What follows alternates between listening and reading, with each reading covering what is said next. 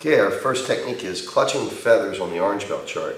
Feathers representing hair. You're having your hair grabbed, and guys either trying to punch you or manipulate you into a very bad situation.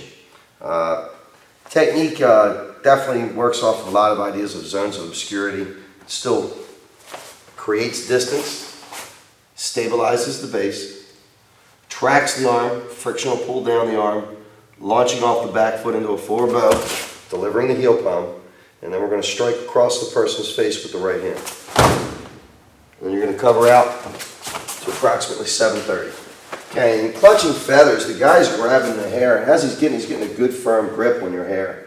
So as my hand comes up, I'm also trying to shield myself from the other hand. You can get a close-up here on the camera. I'm utilizing this type of wrist lock on the wrist as I'm doing it, which is off of a manipulation type of move that other systems use.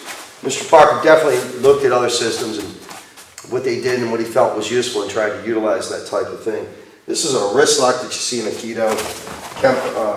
Kenpo uses it, China, all different types of systems, Hapkido. And it's a popular wrist lock. When my hair is grabbed and I trap that hand, I'm coming up and I'm striking that hand as I grab. And I'm stepping back with my left foot, solidifying my base. And just that motion alone is taking him up on his toes and making it very difficult for him to move in to hit me.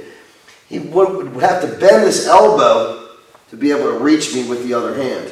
So as I'm going back to keep this arm from being able to bend, I'm going to track his arm to the target, which is in the armpit, striking with a middle knuckle strike. Definitely doing some nerve damage there, trying to get on the opponent's nerves. So as I'm grabbing, I'm stepping back, boom, this is striking right in there, and this is going to track right down the arm, frictional pull, turning him into the heel palm, striking into the face. At this point, I'm going to take my right hand and strike across the face, and then cover out to a zone of sanctuary. So I'm grabbed, I step back, middle knuckle is delivered, vertical block into the extended outward block, tracking the arm, delivering the heel palm, and then I'm going to strike right across the face and cover out. So I'm grabbed, I step back, middle knuckle, come right up, heel palm, and strike across the face. Step back, middle knuckle strike. Again, this is keeping him checked off by striking right up here into the armpit, by eliminating this arm over here. He's not able to hit me with this hand. I'm trying to turn his body sideways. If he's square to me, and I don't move him sideways, actually turn this way, this arm can reach me, and I've got a real problem. So creating distance, limiting the target areas, and you're still stabilizing the base. So you're always trying to stabilize your base and have a good foundation so you can stay on your feet so you have flight available if all things fail and go wrong. There's never any guarantees. So he grabs, middle knuckle, clears, strikes, and covers. Next technique is triggered salute on the orange belt chart. This one, the salute is a heel palm. Salute in Kenpo means heel palm. The heel palm is triggered by the person's push. At the very beginning of the technique, unlike the others that we had talked about, previous was creating distance and clutching feathers. Well, this one's going to go forward. The first move is still, just like, in my opinion, clutching feathers. Clutching feathers traps and creates distance and uses the right hand. Triggered salute traps and advances and uses the right hand. Continues into a crane and flaps the elbow, drives the elbow into the ribs, back knuckles, shoots a vertical back knuckle thrust punch to the chin, and then covers out. The guy's doing the push right off the bat as he pushes, but leg check stops his forward momentum right off the bat. My heel palm's tracking his body. If it's shooting straight in, he can parry my heel palm and then put me in harm's way. But if my heel palm's tracking the body, hits the chin, drives my fingertips into the eyes, circle in a figure eight motion, craning that arm, I'm going to flap my elbow, keeping him in front of me, not off to a flank, and I'm going to drive my elbow into the ribs, back knuckle across the kidney, and shoot the punch right to the chin. At this point, I'm going to check this arm and cover out to a zone of sanctuary. Once again, he comes in for the push. This stops the is for momentum with the leg check, and this push triggers the salute, so the heel palm hits him under the chin. At this point, he would probably grab my hand, which if I draw my hand back this way, I'm pulling him on top of me, so that doesn't make any sense. I want to continue my motion in a circle and round off the corner and flat my elbow into his ribs. Driving my elbow straight into the rib, trying to puncture this lung. I'm then going to back knuckle the kidney and whip that into his kidney and shoot this punch right to the jaw. Once that hits the jaw, I'm going to get out of dives and get rid of this arm, putting him at a zone of obscurity if I wanted to continue fighting or leave and cause some damage. As he's coming in to push, I move in, boom, stopping him, crane, elbow, back knuckle, and punch, get rid of that arm. When he's pushing, get a close-up of the leg check. This leg check will probably end the fight right there because you're taking his base away. This also, when a tall guy brings his head, once again push, into the heel pump, that's going to cause a lot of damage. You're going to get colliding forces on this shot and this shot here. Once this happens, the fingers go into the eyes. I've got a real good zone of obscurity at this point. I'm going to claw and take everything I can on the way on that 8 path. At this point, you can see how it would be hard for him to reach me with the left hand. So I flap, and now I'm going to drive this straight in, tracking the arm just like he'd clutching feathers, but instead of a middle knuckle, an elbow shot. Then I'm going to back knuckle it and shoot that punch right in and cover out. Right?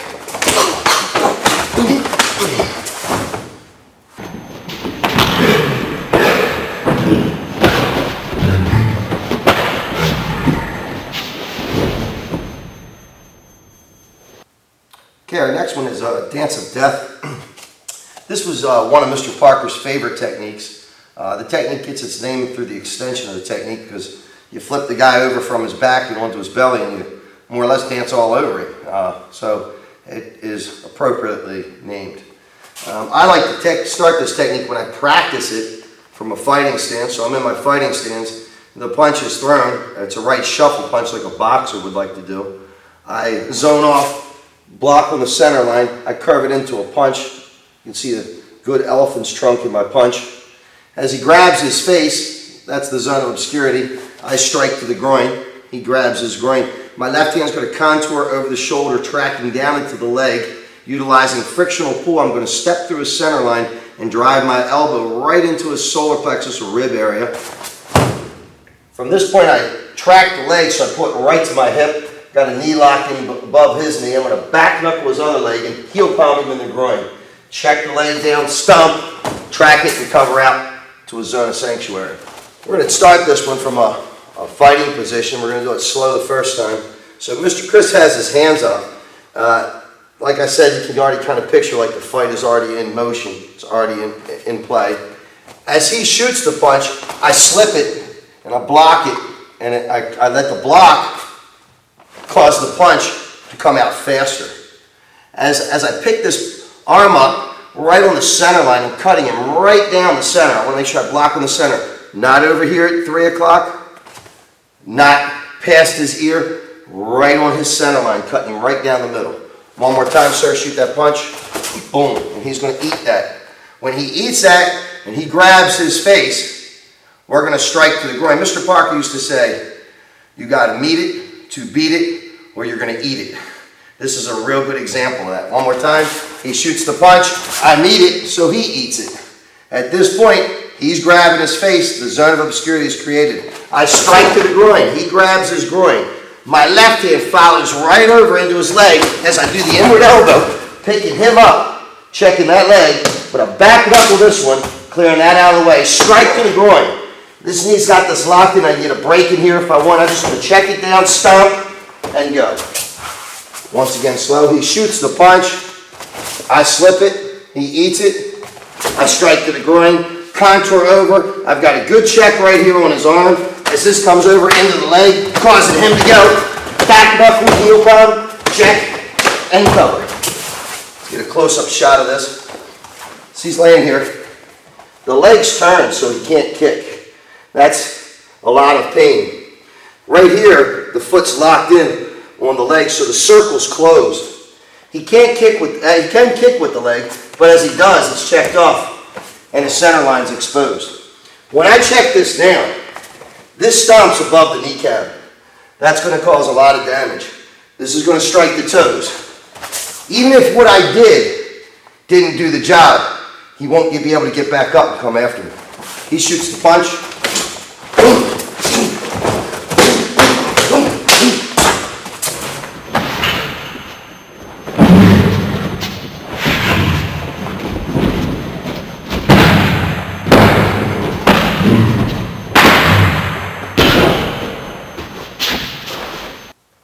Next technique is thrusting salute. This is against the right front snapping ball kick coming at your midsection. Best way to block in this is to get out of the way, so you are creating distance, limiting your target area, stabilizing your base. And then you're going to basically kick, you're going to place the opponent in a horse stance, and you're going to be sideways to that person in a neutral bow, limiting your target areas when you're going to deliver the kick and a heel palm. Once again, the technique gets its name from the heel palm in Kenpo, meaning salute. Kicks coming at you, you create distance, target areas are limited, base is stabilized, your lead hand's blocking, your other hand's your back up. You're going to bring your lead hand up, cover yourself as you go to kick the person into the groin. You put them in the horse stance, and then there's your salute, the heel palm. At this point, you're going to cover out the opposite direction of the way that they fall, covering your center line, which according to the Kenpo manuals is 430. Mr. Davis is going to be in a left neutral bow over here. And just demonstrate the kick for us in the air, sir. Okay, so the kick is traveling down a linear path at you. So, let's move over a little bit. So as he kicks, I'm getting out of the way. And he's now in a horse stance to me. So I've put the bigger opponent in a horse stance, and now I'm going to cut him right down the center line with the kick. So I kick, he bends forward right into the heel palm. Now you can get a close-up shot here and see how the leg check also helps to bring his head forward and would also help to knock him down. And then we would cover out to our zone of sanctuary. Now this heel palm that's hitting him in the face, once again slow. When we catch him with this shot, the groin causes the person, the mouth to open their hip. As the mouth is open, we're closing it for him with the heel palm. That's going to have a compound effect here, because if you catch him with the mouth open, the teeth can shatter. That's a knockout shot. He's definitely going to go over. And the thing is, it's taking him to his third point. That's where he's going to land. Mr. Chris throws the kick, and we cover out to our zone of sanctuary. A little bit faster. Wait.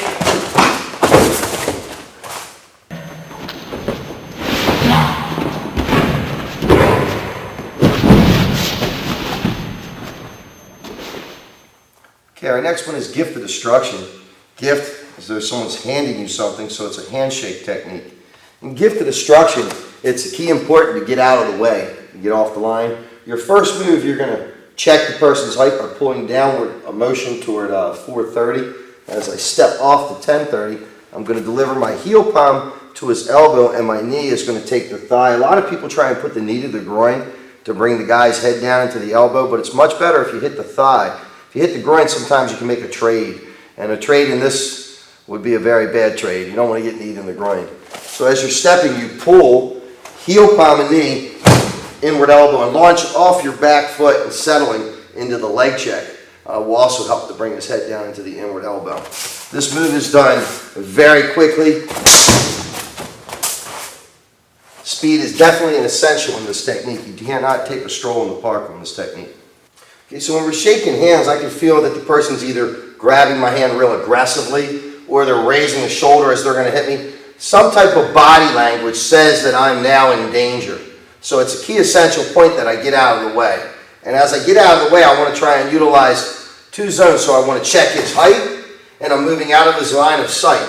At this point, my heel palm is going to come up, my knee's going to take the leg, and I'm going to check his height and deliver the inward elbow. At this point, I'm covering out to my safe zone. So where center lines are lined up, I sense the violent action, I step, lead, catch him with that inward elbow, and then I want to cover out to my safe zone. Take it a little bit faster.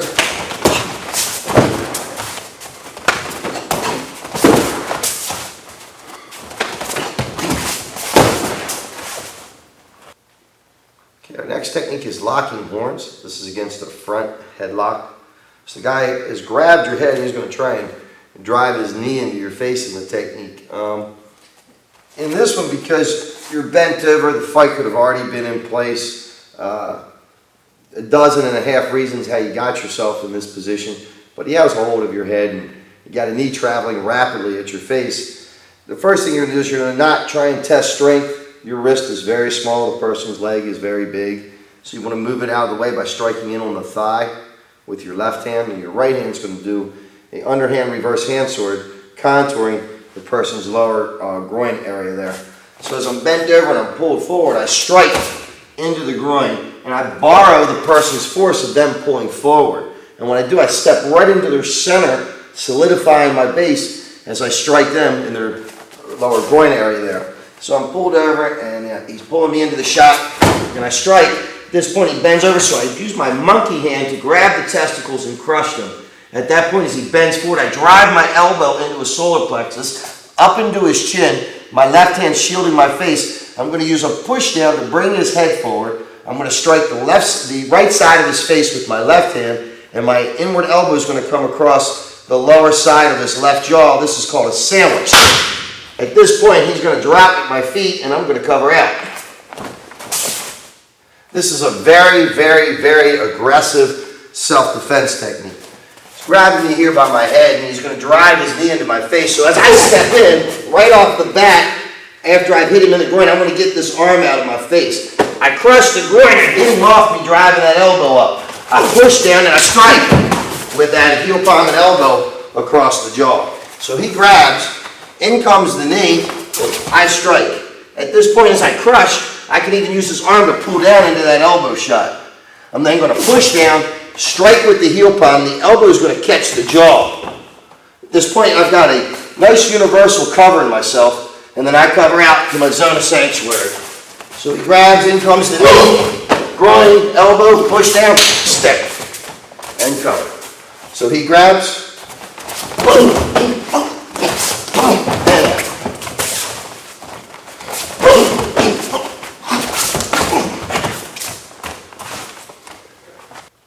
so as Chris grabs, I'm going to utilize borrowed force of him pulling me forward. And the motion of him pulling me forward, he drives the knee toward me, and I move it out of the way, and I strike him in the groin. At this point, he grabs his groin and goes to bend over. Trying not to let him grab what hurts, I turn my hand to the monkey hand crush, and I drive the elbow into the solar plexus, striking him into the chin. At this point, if I hit him into the chin, he's going to want to fall backward, so I've got to push down very quickly, like quarter beat timing, bringing him forward, strike with the heel palm, right here on the ear, boxing this ear, hitting the hinge of the jaw, and I'm going to strike the other side of the jaw, which we call a sandwich. So this hits, pop, and then followed by the elbow. At this point, when I'm done, if you notice, I have a nice universal checking him off. If I want to continue fighting in various ways, it's all possible. And then I'm going to cover out to a zone of sanctuary. Lone kimono is our next one. Lone, like left one-arm kimono grab, and like left one arm grab to your uniform. So as the person is grabbing the uniform, our left hand is coming up, trapping the hand, and I like to strike the hand as I trap the hand.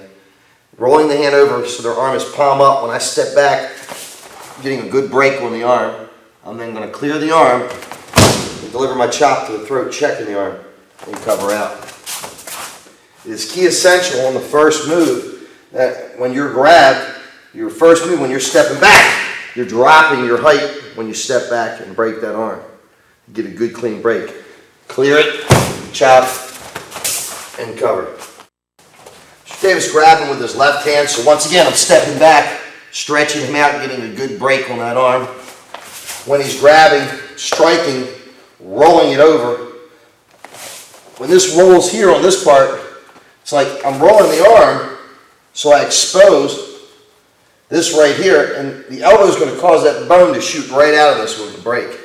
This is going to be nasty.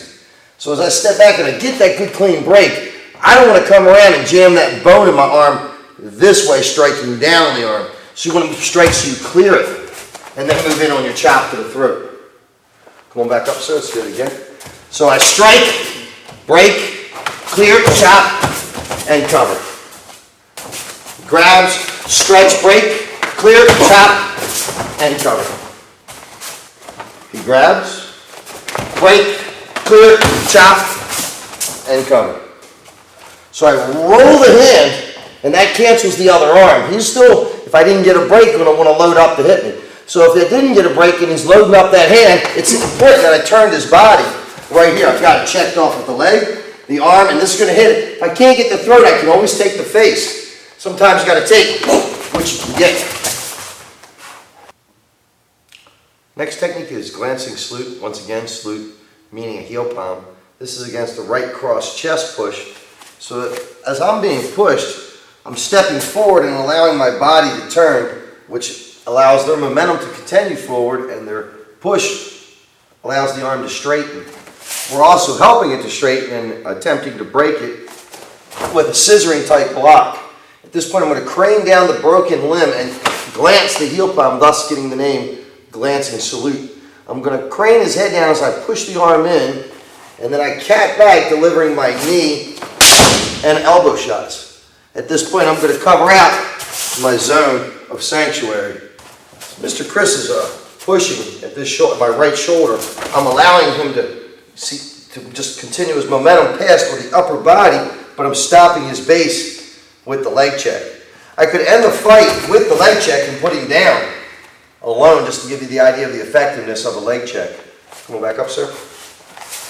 As he's pushing, my right hand tracks, so I'm catching it with frictional pull up the arm right on his center line, canceling his center line. At this point, I'm going to crane down the arm. As I crane, I glance the heel palm right around the man's head, and I'm going to push the arm in front of him so he's checked off. Cat back, deliver the knee, followed by the elbow, and then I'm going to cover out to a zone of sanctuary. He pushes, catch the break, bring him down into the heel palm, head comes down to the knee, and the elbow shot. Okay, push again slow, please. So we break, we bring him down into the heel palm, we bring his head down, we cat back, knee and elbow shot, cover out. So this break, again, as I get the break, I don't want my hand to come down and get bone trapped by hand. So as I do it, I want to contour this part of the arm, not over here, because the bone's going to stick out on this side. So when I come down, I want to come straight down, bring him in, knee and elbow shot, cover out to my zone of sanctuary. Mr. Chris pushes, we get our break, crane and heel palm, head comes down into the knee and the elbow. Mr. Chris pushes, we get our break, crane and heel palm, head comes down into the knee and the elbow. And once again, real slow. Break, heel palm. This is where the technique gets its name. I've got him checked off with this hand, checked off here. I bring his head down, I cat back, I deliver my knee, his head comes up, right into the elbow shot. Our next technique is 5 swords. This is definitely a Kenpo favorite. 5 swords, I tell a lot of people when they're learning it, environmentally, maybe that's one reason you can't step back. You want to just step into the person's center for numerous reasons. You could have a crowd, moving traffic, what have you, but you are stepping forward in the technique. So when you step forward, you're bringing up both hands to block. You're going to deliver your first chop to the person's throat, eye poke, uppercut, he bends over. You're going to move out of the way, turning his head, and then deliver your chop to the carotid artery. You cover out to a safe zone. Someone throws a roundhouse punch, especially off their backhand like that, they're trying to put, make it a final shot, so they're putting a lot into it. Mr. Chris, give me a good roundhouse. As you can see, I didn't move, and I stopped his momentum. At this point, the quickest way from one point to another is a straight line. Right here, my right hand moving to his carotid is a very close straight line. So as I hit that chop, I'm also using my forearm to help brace in case he's starting to shoot a left, You can see how this hand here has my face covered. Also, if he's starting to shoot that left, start to shoot your left, this is going to turn it, and then my hand picks up this hand automatically. So once again, throw the right roundhouse for me. Throws the right, he starts to throw the left, and it never is going to land or get there. At this point, once this hits him in the eyes, his hands come up, so he's not ready for that shot to bring him down. Once I brought him down, this hand's going to pick up on the inside of the right wrist as I turn his face with my left hand. I'm going to load up on this right hand and really come down on the back of his neck there and put him right to his knees. When he throws the punch, watch how I stop his forward momentum with the leg check. That right there stops him. There's my chop, eye poke, uppercut, load up, boom, and cover.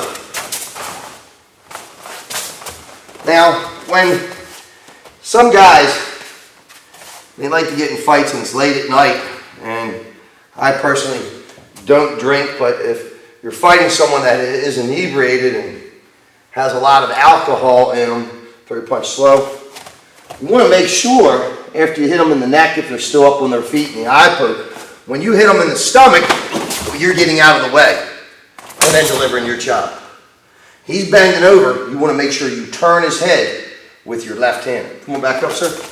So from this uppercut right here, as he's bending over, I'm turning his head right there in case he did vomit. He vomits over this way and not on me. A lot of guys don't believe that when they get hit in the stomach, that with adrenaline and stuff flowing, that they throw up. I've seen where guys have gotten sick in the middle of a fight.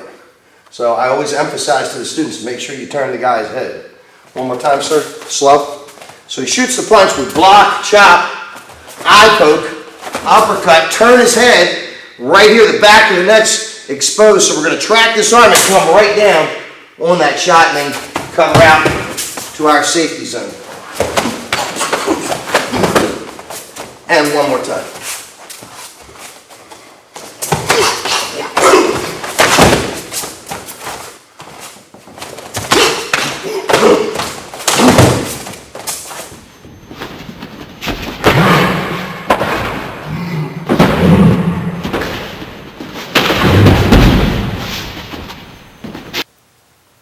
Our next technique is buckling branch. Branches representing legs. This technique is against the left front snapping ball kick, stepping through. Technique starts as the person throws the kick. I'm going to get out of the way and get off the line. Delivering my down block. Get my hands up and check. Kick to the groin, plant the twist. Side kick, cover out to a zone of sanctuary. So as the kick's coming at me, the most important thing to do, of course, is to get out of the way. So I'm out of the way, and I want to catch him coming down with the kick. At this point, if he's too close, my hand's checking his upper body, my knee can move his lower body, and I can deliver the side kick if he's in the way. Come on, back up, sir. Once again, he shoots the kick. I'm out of the way. I kick to the groin. Deliver my side kick to the leg. I don't have to bump him in the butt with the knee. It's just something that I like to do. Come on, back up. It's not written in there. Be a little bit more graphic with it. Some people, when the kick's done, if you get a person that throws the kick and kind of just leaves it laying out there with you, some people like to pick it up and catch it. It's not something that I like to do, and they try and deliver the kick with the guy standing. Come on, back up, sir. I prefer when the guy's shooting the kick just to be out of the way, because the best thing to do in a fight is get out of the way, and then try and catch him as his foot's coming down. So my foot's coming up. So as his body's coming down, he's running into the foot, getting colliding forces on my front snap kick. Once again, he shoots the kick, and then put him down. Now the last side kick, come on back up, sir. Let's turn around. The side kick that's coming down, it's coming, tracking the top of the leg and driving into the knee. Come on back up. The other choice is to take it low and hit it in the calf and put him down. Either way it works, but they're your targets on the leg. You get A or B. Some people have talked about hitting in the ankle. If you do that, you might fall back on you. So the idea is to try and keep him forward. Once more, let's shoot the kick again. So as he shoots the kick, I get out of the way. If his foot already came down, he could possibly turn sideways as I shoot my kick, and then we're equal again. I'd still be able to probably land my shot and go into something else, but it wouldn't be buckling branch. Fighting stance, take the kick a little bit faster. That's about the timing I'm looking for to catch it. Shoots his kick. Go back up. We haven't talked about environment. Environment's one of the first considerations in a fight. Environment is dictated as whatever's in you, on you, or around you. If you're fighting on the street, it's probably concrete. Guy gets hit in the back of the leg. When that knee hits the ground, that's going to do a lot of damage. When he does the nose dive, that's going to do a lot of damage. Let's also talk about his positioning. One more time. Shoots kick. Right here, I'm out of zone of obscurity. So I'm getting off behind him on the first move. Back up. Shoots kick. Now I'm behind him in this position. I've got my hands checking him so I can gauge his distance and put the kick in. Shoot the kick again. So I got out of the way and I caught him in the groin. I'm in a twist. If he raises up, say my kick was ineffective or he was able to check it off and he's turning, if he turns into a strike. If he turns back the other way, he turns into a strike. So I've got him checked at that point. Can always unwind and go to something else if I need to. Ideally, he's kicking from 12. When I'm done, you want to try and exit to about 4:30, right?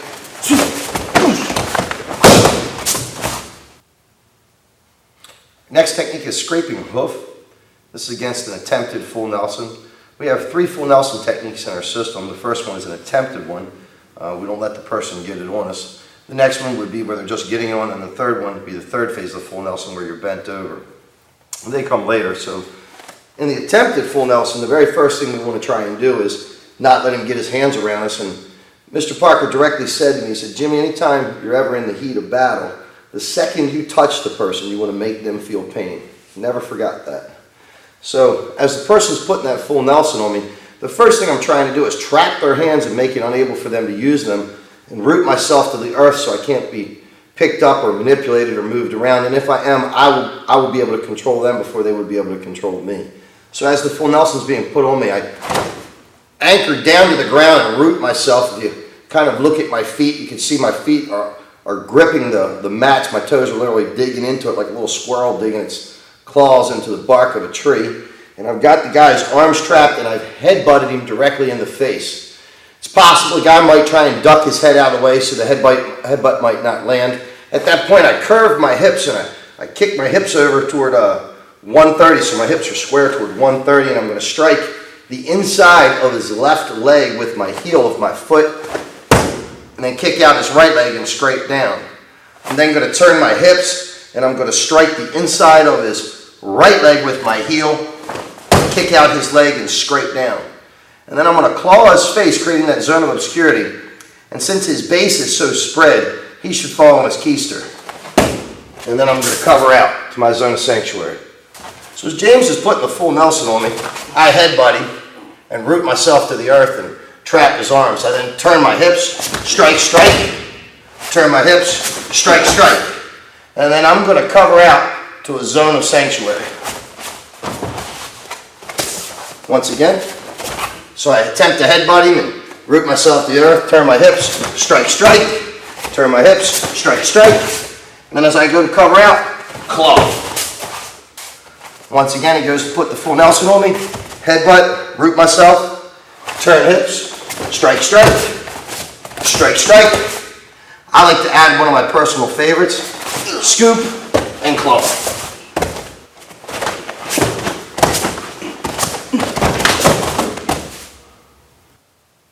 Next technique is grip of death. This is against a headlock. We had one other technique for a headlock, and that was grasp of death. And that was the person was kind of in the headlock and they were stationary. And this one, the guy's twisting off toward 10:30 and turning his hips. So your first movement is to solidify your base and check his leg, and also you want to be able to breathe. The guy's trying to take your breath away. You know, the very first thing that happened to you when you were born was the doctor cracked you on the keister, out went that mucus shooting across the room, and the trek of life began. Now you got this guy trying to stop that trek of life. So you're in a real bad position. So the first thing I'm doing is I'm turning my head so I can breathe, and I have the option of biting him. When I bite, I have space on the outside of my mouth on each side so I can still breathe. So I can breathe through the sides of my mouth when I'm biting into the flesh. At that point, that's going to make the person want to pull away. Remember, this isn't a sporting event. This is for real. You're trying to preserve your life. So I'm in this headlock position, and the first thing I'm doing is I'm turning my head. When I step with my right foot, my left knee's going to bend into his right calf, and I'm going to step to his center point, which will be 1030. My hands are going to load into the hammering position, and I'm going to strike him with 2 hammer fists in the groin and the kidney. So as I step, I'm timing it with the right foot so I get that marriage of gravity effect on him. At this point, my left hand is going to come over the chin, and I'm going to anchor using his chin as a fulcrum right here with my forearm, bringing his head back. I'm going to crane the arm down, deliver my heel palm. At this point, if he's right here still, I'll check that arm as he's falling, and then cover out to approximately 1030. Once more, so I step, hit, heel palm, and cover. So I'm in a headlock. I've turned my head. I'm going to step with this foot. My left knee is going to go right across this calf. And I'm going to hit to the groin and kidney. At this point, my left hand is going to come over and anchor under the chin. I've got his arm trapped right here with my head, so he can't pull his hand out. I fulcrum back, bringing his head back. At this point, he can't kick me in the groin because he can't bring his foot up because my elbow is anchored down. He can't hit me with the other hand either. At this point, my hand's going to come up, tracking up the body and strike him right in the chin as he falls. And then I cover out to my zone of sanctuary. Once again, Mr. Hawkins, let's take it from a different angle. So I step and I hit. And I come over and I trap that arm up and I anchor the elbow down. This is kind of a cool thing going on here. My thumb's right underneath the chin and my hands are across his mouth so he can't bite me right now. I'm pushing forward and back, so it's real hard for him to open his mouth. I'm clamped down on it, anchored, so he can't kick or run away, and I've got this hand trapped. This hand's going to track right up the body as I get rid of this arm and hit right at the chin, and then cover out. When we line up in a meditating horse. This is the warrior, this is the scholar. So our hands are like this.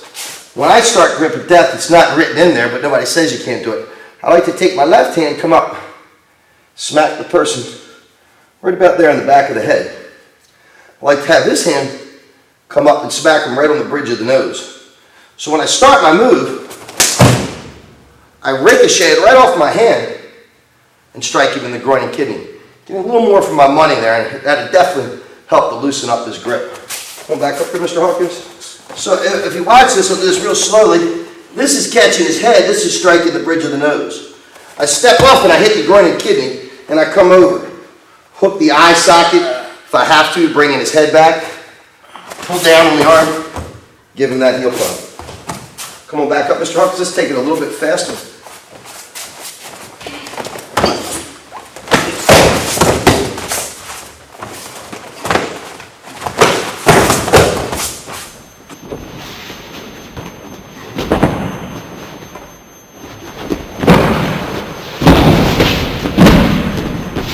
The technique deals with like an eagle's talon, an eagle picking up its prey.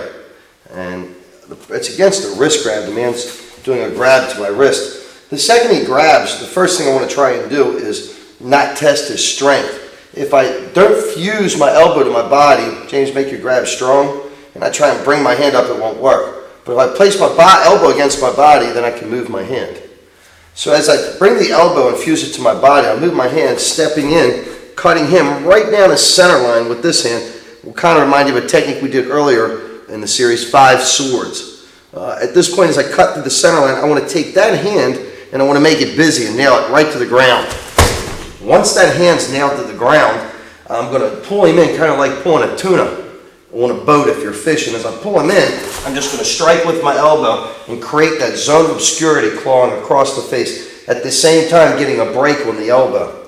At this point, I'm going to anchor down across his shoulder to keep him from getting back up into the fight. As he goes to get back up into the fight and look at me, I'm going to circle my inward overhead elbow, getting colliding forces on his back as I drop my height. At this point, I'm going to heel palm him on the head and raise up on the elbow, exposing his rib cage. I'm going to drive my knee into his rib cage, plant, get a good clean break on that elbow. As I pull up on the wrist, I'm going to snap the elbow in here, and then I'm going to cover out to a zone of sanctuary. Once again, as he grabs, I step right in, cutting him down the center. At this point, I drop his height nailing him to the ground. And I'm going to draw him in, elbow, claw, check. Inward overhead elbow, heel pound. Pull up on the arm, deliver the knee, break, cover out. Goes to grab, puts him down, elbow, claw, check, break, and cover. Now, as he grabs, we want to think about what his intent is. His intent is to either hit with this hand. If he's not going to hit, he's probably going to try and pull, like he was going to maybe go to a throw or a break. So as he grabs, and he would be stepping to do the break, this cancels that motion right off the bat. If he's going to punch, this cancels that motion. At this point, you might be worried about this leg. So if he was going for the leg, say with his hand first, say he's going with his hand, I can always sit out and do the technique from the ground.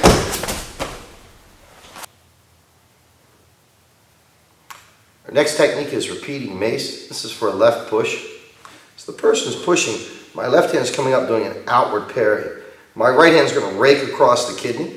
As I do that, I'm going to use my body to reorbit the back knuckle to his rib cage. So I'm going to bounce it right from here. Some people, they hear the slapping of the uniform and stuff in Kenpo and they think we're beating ourselves up. We're using our body to reorbit the back knuckle as I'll demonstrate. And I'm also going to utilize what we call opposing forces. My left hand, if I've got the hand in repeating mace, I'm going to make a pulling motion as I do my back knuckle. If I lose the hand, well then I'm just going to bounce the back knuckle and check his arm. And I'll demonstrate as I do it on the body.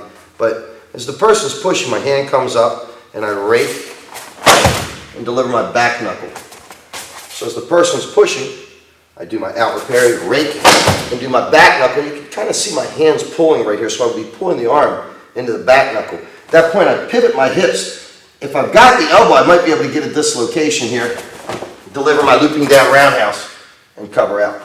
I'm going to have Mr. Hawkins and we'll demonstrate that for him. Whenever we're working on the body, you want to be real careful. You want to practice safety. One of the things that we like to do in Kenpo when we practice, we like to get the response from the person, but without really hurting them. So when I do my technique with Mr. Hawkins, I'll be hitting with my knuckle right here and then raking across. If I do that, I might hurt him. And I love Mr. Hawkins, so I don't want to do that. But what I'm going to do is I'm going to give a good swift slap right across this kidney here in place of a knuckle. And then when I hit him with a back knuckle, I'll be leaving my hand loose so I don't hurt him. When we hit, we leave our hand loose so we don't hurt each other. If you were to leave your hand tight, you would be doing so much damage, the person wouldn't be able to get back up. So as he's pushing, my hand comes across rakes and back knuckles. You can kind of see the effect that has on the body there. At this point, I turn, and I'm going to get a possible dislocation there, and then I'm looping down roundhouse on his leg. So once again, as he pushes, and coming back up. Let's talk about that a little bit. So as he's pushing, and I catch this shot here with the knuckle, and his body kind of turns off, which opens up this area over here for the back knuckle. Come on back up, sir. So it's going to make his body fold forward. That means his head will be forward for the kick into the leg. So when you kick, he's going to go right where his head's leaning toward. The human body is kind of like a child's top. You spin the top, whichever way the top leans, that's where it falls. So it's the same way when you hit the person. Wherever their head's going, that's where their body's going. So as he's pushing, and I rake and back knuckle and check. Look right where his head is for my kick. That's right where he's going to land from that kick right there. Once again, he pushes, checks, delivers the kick, and there he is. Come back up, sir. Now that kick, the looping down roundhouse, is starting here at the top of the leg and riding right into the leg to cause that buckling type effect. One more time, sir.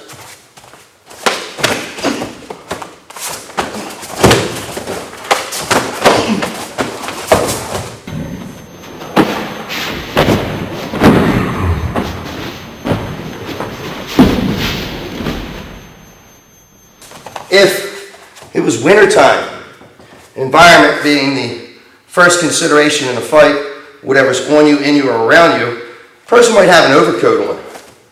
The same move when the person pushes, because the overcoat, we alter our targets. The same strike to the kidney, I'm now doing to the ear, and then to the face. You can still that break and do your kick. So in the wintertime, you might need to alter the target and change it. Imagine somebody hit that ear, a little flick during the winter and how that hurts. Let alone the way I do this to his body, imagine it on his face.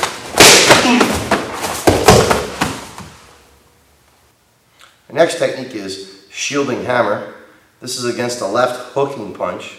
We've already had a technique for a left roundhouse punch where we did sword of destruction. Well, shielding hammer, the person's too close to you to do sword of destruction, so you can't kick, therefore you can only use your hands. So that means this technique starts from being very close. So as I step back, the very first thing I'm doing is I'm still going to solidify my base. I'm going to block with my lead hand.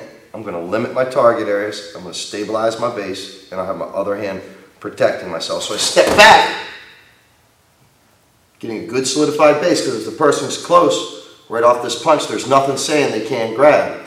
Even if he threw the punch and I was able to save myself with this block, his head's going to be real close. He's going to be coming forward. So we want to make sure he comes forward into this strike. At this point, I'm going to launch my mass off my back leg, dip my elbow and poke him in the eyes. So I'm going to track his face to get my fingers in his eyes. Then my left hand's going to be shielding my face as my right hand comes up, covering out to my zone of sanctuary. Now, when I do the technique, beginners probably will not have the skill or the torque that I'm going to be able to put into the block, but when I do the block, the person's probably not going to be able to use that hand again, because they're going to be throwing it with a lot of force trying to hurt me. So as that punch is coming in, I'm stepping back, boom, trying to destroy that hand. Pop, take his face, and elbow him and eye poke him. So as that punch is coming in, the main thing you want to do, throw it real slow for me, is try and catch it. If it's coming this way, I want to catch it on the radial nerve. If it's coming, say he had something in his hand, on the nerve. But they're my targets. And a lot of beginners, you know, we teach them on the inside of the body to be below the elbow and above the wrist. So this is the margin for error that the beginner is dealing with. As you get better, this is what you want. This is where you're looking to be. This is where you're looking to try and pick his hand up, right there at the joint, so you can dislocate it. You dislocate that hand, he's not throwing it again. That's for sure. And now he's put his hand down, which creates an opening. If his hand's up, and my hand just tracks and hits him, you slap me. We hit each other. And now we can both do shield and hammer on each other. Come on back over here, sir. So right off the bat, when he's shooting that punch, shoot slow, that's my target. And you're going to get on his nerves. When you get on his nerves, that's time to turn his face so he can't see you. Now let's affect his breathing and blinding. That's cause and effect. So you're not just seeing the technique, you're hearing about the cause and effect that it's going to have on the human body.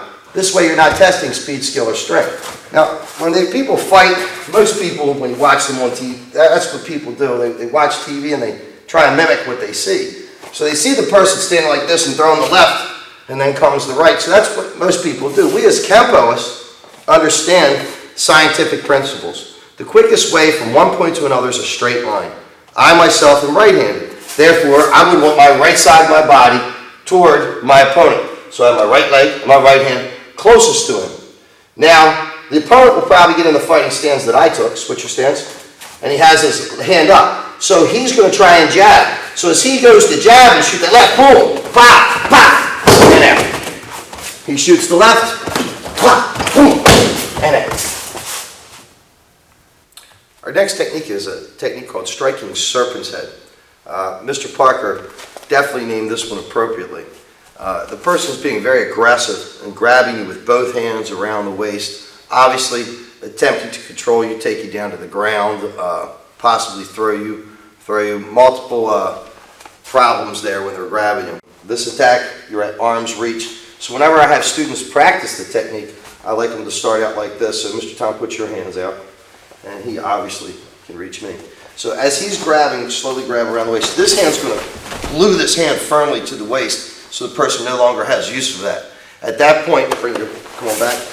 My left hand is going to be striking from a zone of obscurity so he doesn't see it coming when I step back. So this hits right into the temple as I'm hitting. And I want to drop my height so I'm settling in a good firm stance. Also so he can't bulldog me over, take me down, get on top of me and do a ground and pound session on me. So he wants to wrestle, so I want to make him box. But again, I'm going to box from where he doesn't see it coming. So as he grabs again, I strike to the temple right in here. That's very displeasing. You can probably see that by Mr. McCluskey's nodding face.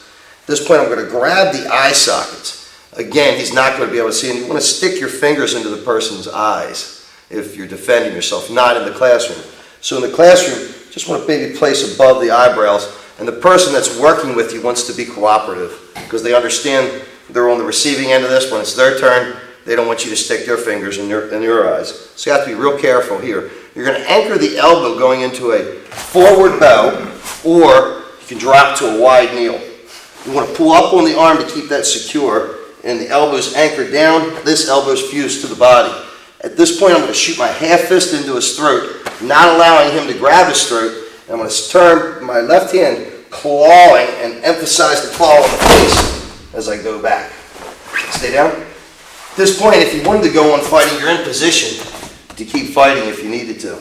Then you're going to cover out to a zone of sanctuary. Once again, he's going to grab, strikes to the temple, grab to the eye sockets, anchor the elbow, raising up on the arm to keep him up. You don't want him to drop down.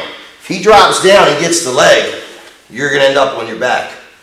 So the idea is he's grabbing, you want to keep him up. You don't want him going low. If one foot has to drop back and firmly secure your stance. As you go back, you even want to let your toes even grip the carpet. The Chinese refer to this as rooting yourself to the earth. I want you just to drop back when you do the technique. Make sure your height drops, and you want to get the shoulders going into it when you go. So as you're stepping back, boom, let that arm just come right in and strike. One more time, real slow.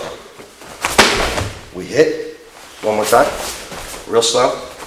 This comes right around, tracking his body. Once this hits, grabs, claw, bringing his head back, raise up on the arm, shoot your half fist, not allowing him to continue to grab at that point. If this hand's starting to go down, as I claw, he's going to go the opposite direction, and I end up in a perfect fighting stance. Even if he was to stay standing, come on back up, Mr. McCluskey. Say the guy didn't fall. As you went back, you ripped, you shot your half fist. He's grabbing his face at this point and throat. He's not going to see the kick coming, and you are in position to keep fighting. He goes to grab, strikes, brings his head back, half fist, and claw. Our next technique is called locked wing. We're in a hammer lock, meaning our hand is jacked up behind us. Bad position. You're in a horse stance. The guy's at your center line. He's got your arm jacked up behind your back. We have 4 steps of range in Kenpo. I'm going to use the word contact.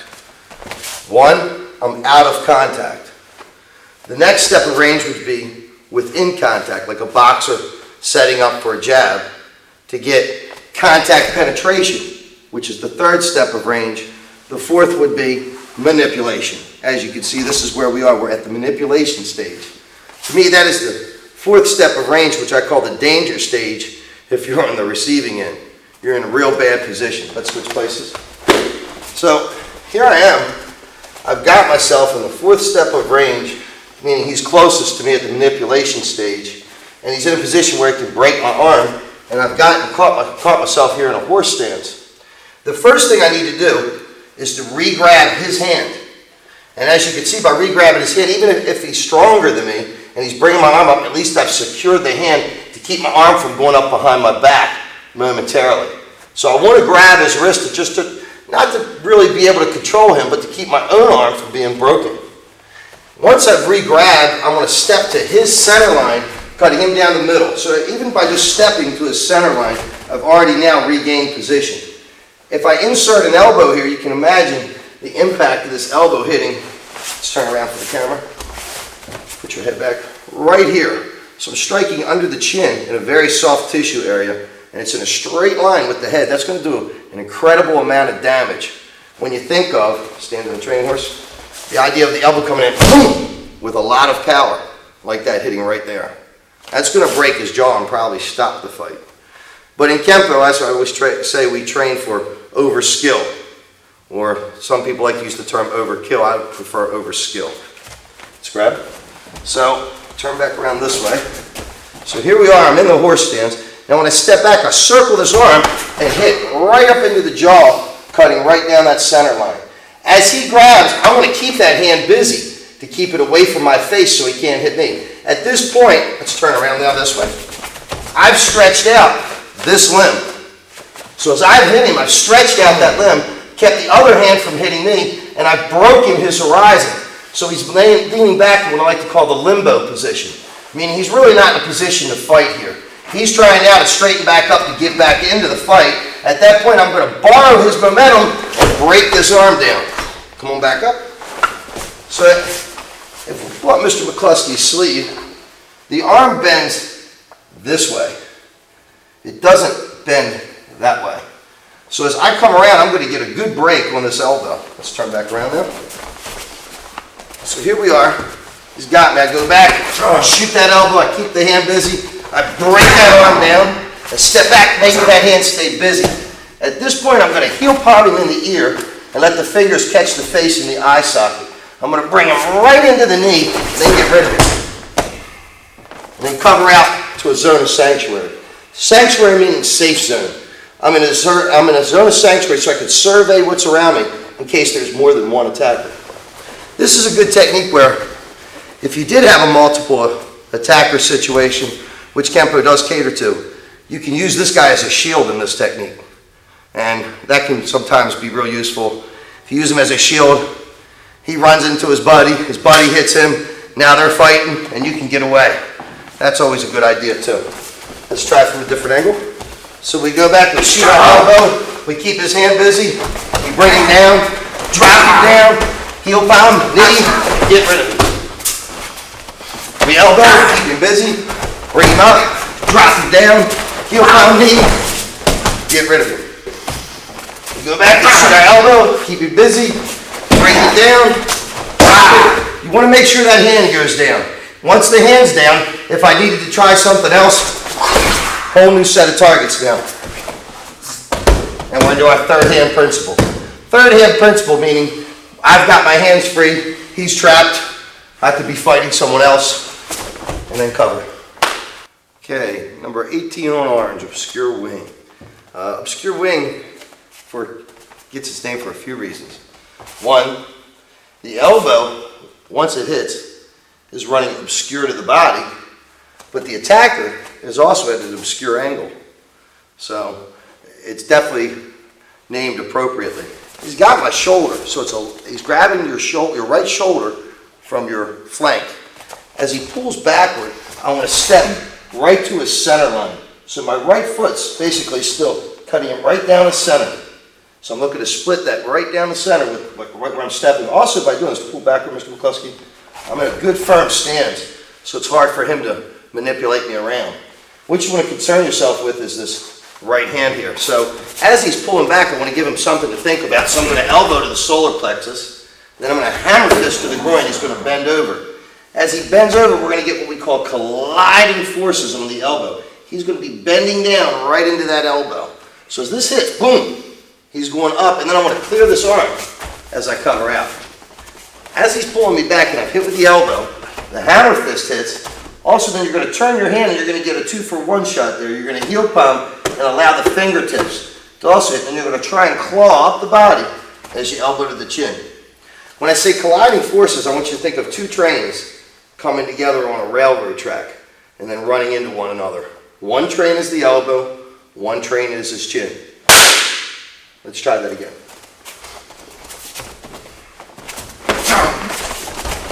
Now, in the technique, when you're practicing it, you want to make sure that you step back and you get what we call toe and heel alignment. So your big toe is in a direct alignment with your heel. You want to be dropping your height steadily. It's another principle that you're utilizing. Your right hand is just pulling right to the hip. My left hand, as I grab my shoulder, isn't making a big circle. It's making a very small circular motion, tracking your own body. So as I step, there's the motion you're looking for. You want to make sure you're looking at the opponent so you can identify your attacker. You're going to hammer fist to the groin, heel palm to the groin, allow your fingertips to whip and dig in, and you're going to claw right up the body and elbow to the chin. He's going to fall backward. Whatever direction he falls to, you want to move to the opposite direction, keeping your eyes on him and surveying what's going on around you as you do your move. So once again, as he pulls on the shoulder, you borrow the force, you deliver your elbow, your hammer fist, your heel palm, fingertips, elbow to the chin. I mean, when you practice, you literally want to see your opponent.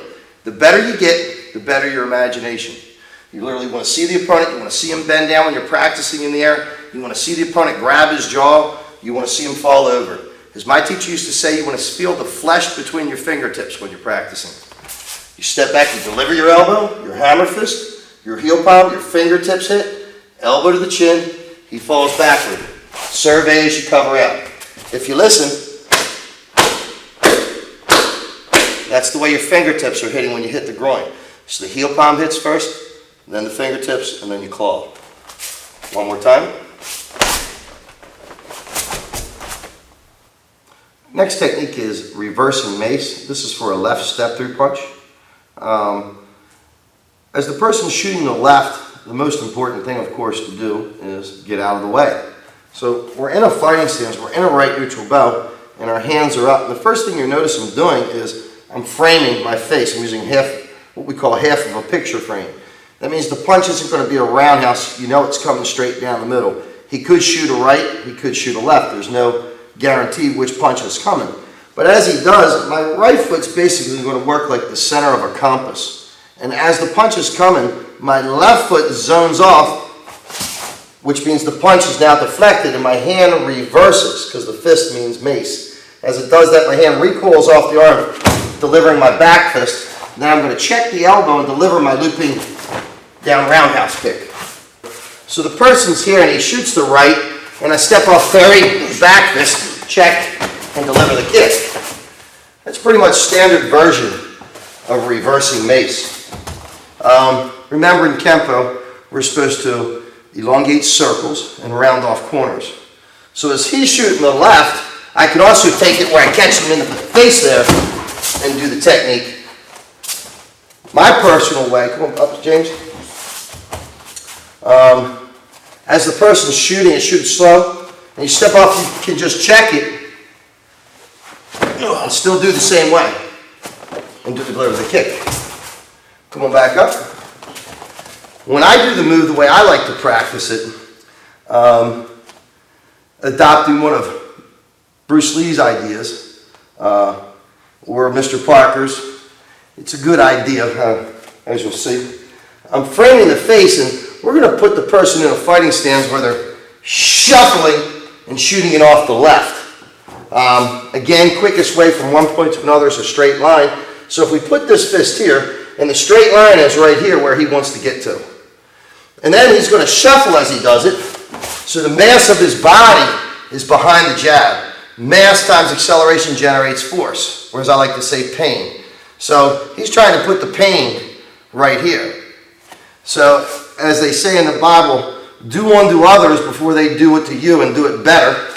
So as he shoots the left, I shoot my right as I step out of the way. He's probably going to want to grab with both hands. And I say, not today, Mr. Hawkins, and deliver my move.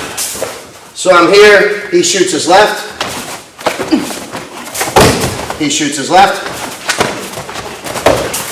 he shoots his left. So right off the bat when he shoots the left, I create the zone of obscurity. He can't see in the middle of the fight and he's been hit. Now I don't let him grab what hurts. Then I affect his breathing. Then I break the elbow, and then I take away his base.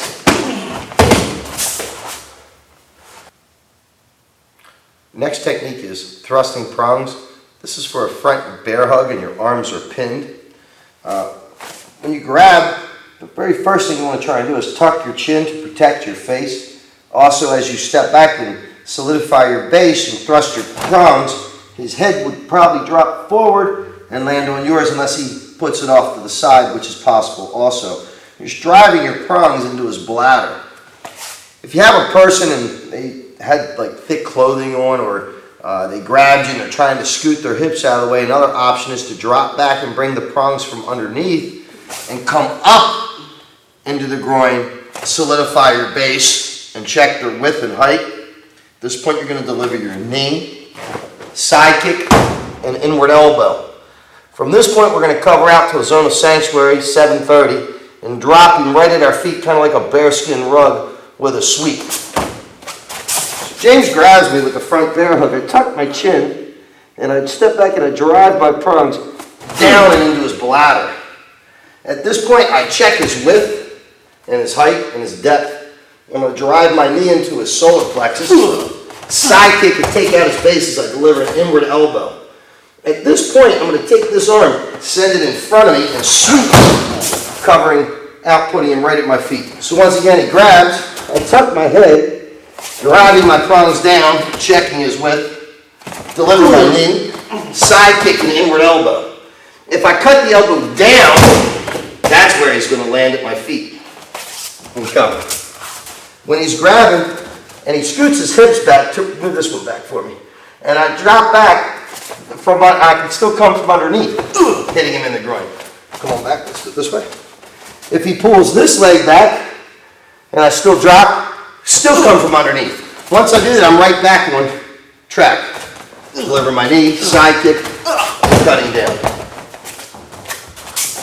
He grabs, I tuck my head, thrust my prongs, deliver my knee, side kick, inward elbow, sweeping as I leave, and cover. So he grabs, I tuck my head, thrust my prongs, check his width, knee, side kick, inward elbow. Cutting down, he falls right on his back. Our next technique is twisted twig. This is for a front wrist lock, and the person has your wrist bent. So as I'm in the wrist lock, the first thing I'm doing is I'm placing my hand on top of theirs. And when I say place it, I mean strike it on. Once it's struck on, they're going to want to grab their jaw. So I'm going to clear the person's hands down, bringing their hands down to their thighs. So I'm in the wrist lock and I step in, elbow, down, elbow, elbow, drop. One more time. So I step in. The elbow goes into the chin. Notice I'm dropping my height. I clear the hands down. My left hand's going to catch the jaw as my right hand catches, as my right elbow catches the other side of his jaw. We're actually going to go a little higher with this in the jaw. You want to catch him like right along the temple and let the elbow catch the jaw. So I'm hitting on an X pattern with my strike. At this point, I'm going to elbow to kind of keep him up into the solar plexus, then drop into a reverse bow. And as I like to say, bust that cup. So this, for a person to know this type of wrist lock means they're experienced and they know what they're doing with the wrist lock. Trying to use it as a come along, maybe nail you to the ground as a submission type hold, break your wrist, mox mix, bunch of different choices. So the first thing we're going to do when he puts that wrist lock on me is hit the hand, elbow to the chin. Bring the hands down, strike, elbow, and bust that cup. So he has the wrist lock on me. By placing my hand here and stepping into the leg check, brings his head forward right into that shot. At that point, he leaves my hands alone and wants to grab his face and is probably going backward, and I go, no, you come back here for that. Then I want to hold him up with the elbow and then drop in on the hammer fist. So he has me in the wrist lock, elbow hits the chin, hands are down, hits, elbows, and drops. He has his wrist lock, elbow hits, could catch the face as you claw, catch him in the jaw, hold him up with the elbow. When I move in for the hammer fist, this hand might catch him in the face. So then as I go to leave, I rip and hold him up with that forearm. Going up, sir. And send him to the dentist. I really believe that this first shot will send him to the dentist. And the last shot will keep him from reproducing another just like him. Coming up, sir. One more time, real slow. So he has me in a wrist lock, I elbow, rip down, caught him in the jaw, elbow, and bust that cup.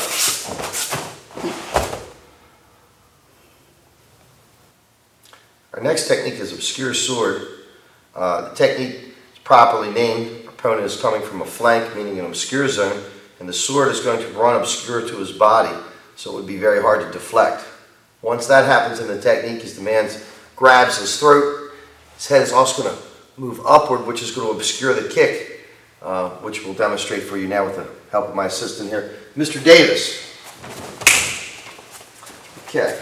The person's grabbing on the shoulder here with the left hand. As he does that, he pushes you forward. And once again, you're trapping the hand because the quickest way from one point to another is a straight line.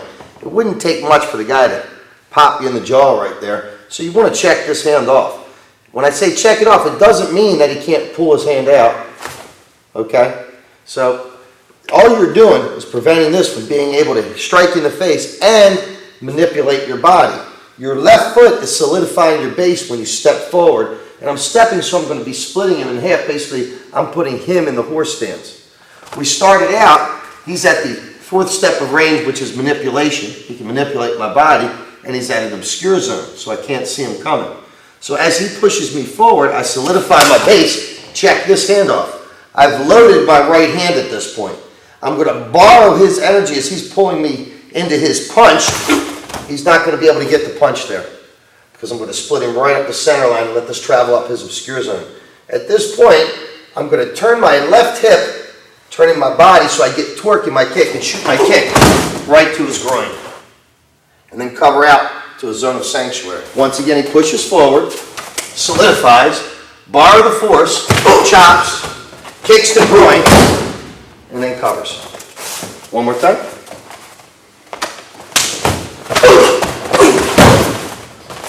When the chop hits and it runs this way and hits his throat, you want to make sure that the guy's vision is obscured. So you're striking. Even if I struck in, you can see where his head's coming. If you're off when you're shot, you could stay in the fight. So when I strike, I want it to run up when I hit. Just like we did in sword and hammer on number 10 in the yellow belt chart. So we're kind of borrowing that idea once again. So as the chop hits, let it run obscure. This should make his hands come up, because since you crushed the esophagus, the groin's wide open at that point. Thank you, Mr. Davis. I'm going to demonstrate it once in the air. I'll push forward. The hand is loaded. I borrow the force chop. Kick to the groin and cover. Next technique is raining claw. Claw coming from overhead in the technique, thus named raining claw. It's against the right uppercut. It's number 23 on the orange belt chart. This is one that's a real fast technique. It has a lot of different types of application. I'm going to show you two ways of doing it with the help of Mr. Davis. And this one, I like to think of kind of like, some people like to start the technique from a standing still position. I firmly believe you should be able to do the technique from standing still or already in a fighting position. If I'm standing still and he's shooting the punch, I'm going to create distance and block. So my left hand is creating the zone of obscurity. As this is going to slide down the arm, causing frictional pull to draw his head forward, I'm going to borrow the leg check to help bring his head into the punch. This, when I'm clawing here, I'm trying to tear the flesh from the face and down the arm. When I'm done the technique, if I were doing it for real, I would have to dig the person's flesh out from in between my fingernails. That's how excessive the claw is. You really have to back off the claw when you're practicing it with your partner so you don't hurt them. It's very easy to tear the retina of the eye, get your thumb caught in his eye. So you have to back off the claw when you're practicing it. Like I said in the previous technique, safety. You have to be really careful when you're doing this. You can really hurt somebody with this. The person's giving you their body and letting you practice a life-threatening technique on their body, so you don't want to take advantage of it and hurt them. So you have to be real careful when you're doing it. I recommend you do a technique over and over and over again, slowly building on the speed, going through the embryonic stages of motion, which is compared to a child crawling, and then the mechanical stages of motion, which would be compared to walking, and then the spontaneous stages of motion, which would be compared to running. So you should do the technique slow, medium, then fast. So as he's shooting the punch again, once again I create a distance and I'm causing the arm basically to move in a circular motion like this. So it's dipping his punch out of the way, which opens up his center line for me to do the uppercut. In other words, he wanted to do the uppercut to me, and it's kind of like Mr. Parker. He had a cool sense of humor. It's like he's going to do onto you, but do it first.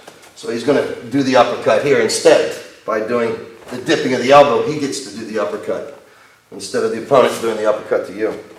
The claw creates the zone of obscurity.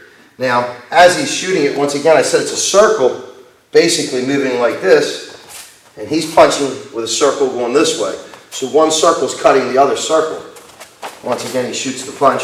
So I dip and claw. He should want to grab his face with the left hand. At that point, I'm going to utilize my leg check as I bring him into the punch. At that point, you can see I have a whole new set of targets if I want to continue fighting, but we're just going to stomp and go. Once again, he shoots the punch, and I dip the elbow, claw, shoot the vertical backward punch to the hinge of the jaw, turning his face away, letting this slide down the arm, and then cover. One more time. Now, when I do the move, I also like to utilize a back fist instead of the punch. So I like to claw it, shoot the back fist, which to me is much more appealing. When the back fist tracks the arm, it hits right behind the hinge of the jaw. That turns his head and kind of causes the jaw to shift. So that's the way I like to do the technique. I learned it this way, and it just seems that it fits my body better with the back fist. So, one more time. If I'm already in the fighting position, especially, block, claw, back fist works real well. Blocked, clawed, tracked, let it caught the arm with my claw, utilizing the elastic recoil, which is real popular in Kenpo. You can see how at this point his width and height and depth is all checked off. And then I'm going to cover. So I dip the elbow. There's the dipping of the circle, cutting the circle. The claw with the dipping of the circle. I'm going to shoot the vertical back knuckle tracking into the jaw. That's how it's written. That's how it was taught to me.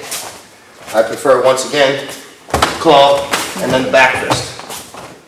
So if I'm already in the fighting stance and the punch is thrown, the block with the claw, that stops his forward momentum.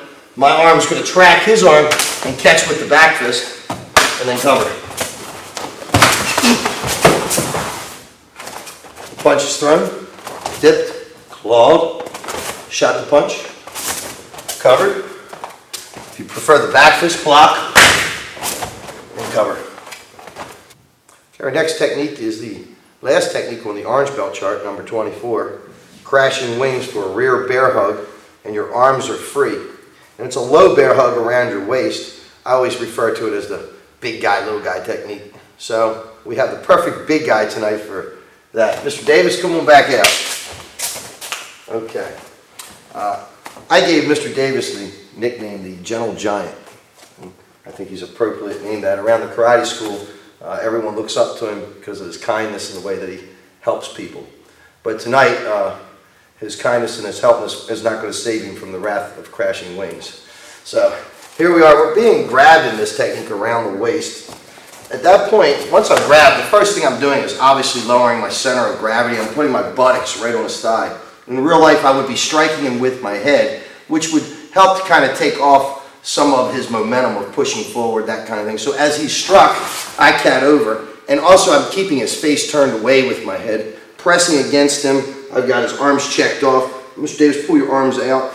At that point, I borrow that, step around his leg, and I'm taking his base away from him at that point. At this point, I borrow that some more as he's pulling, and I elbow him right under the jaw. And I'm going to check that hand off and make him lean back. I'm going to raise this hand up by my ear. Reach around my face, Chris.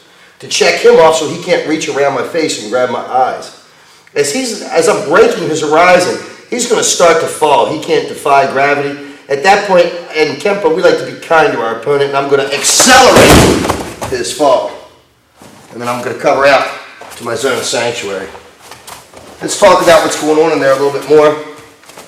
As I'm grabbed, the impact of the headbutt striking him into this part of the face, if the headbutt comes down on the bridge of the nose, causes the eyes to tear up, blood to come out of the nostrils. It's very tough to fight because your vision is obscured just alone from the tears coming out of your eyes. At that point, if we just take all the strikes out of it, and I sit, pick me up, Chris, it's very difficult for Mr. Davis to pick me up because I've lowered my center of gravity. So by just dropping, that already makes it hard for the person to manipulate you. My arms are coming out and striking down on his. That's where it got its name, crashing wings. Your wings are crashing down on your opponent's arms.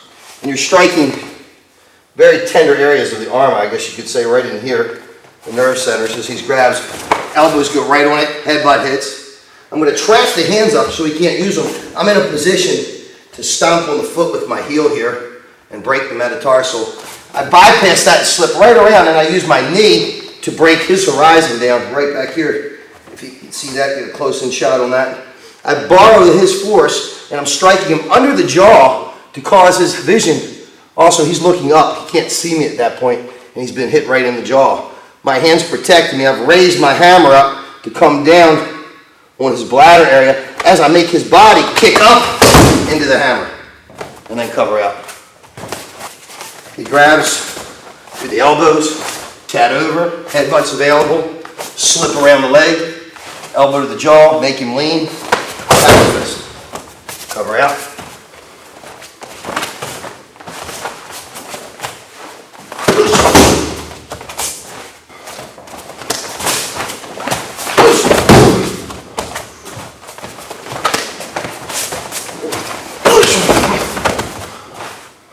Let's talk about a what-if to the technique. We have ideal phase in which we learn the techniques. The second phase is the what-if phase. The more answers you have to your what-ifs brings you to your formulation phase. You formulate what would really happen. When someone, the size differential, when they begin to feel the resistance in the technique, they could possibly be trying to push you forward, push you into your face.